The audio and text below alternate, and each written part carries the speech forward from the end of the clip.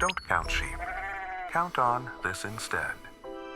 Here's something gentle but powerful. First, place your phone away, out of reach, out of sight. Now, bring your attention to the sound of your breath, in and out through your nose.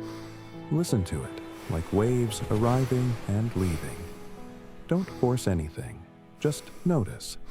Be there with it. This is called intentional listening, a way to anchor the mind, to soothe the nervous system, to slow the waves of thought.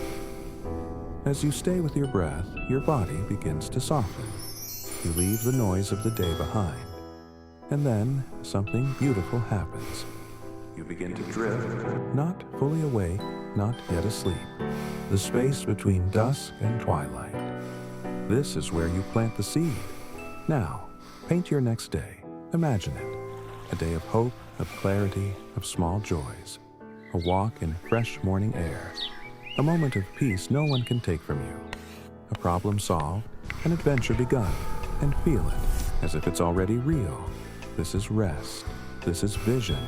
This is sleep meeting intention. Close your eyes. Breathe. Begin. Ruminate. The space between thought and transformation.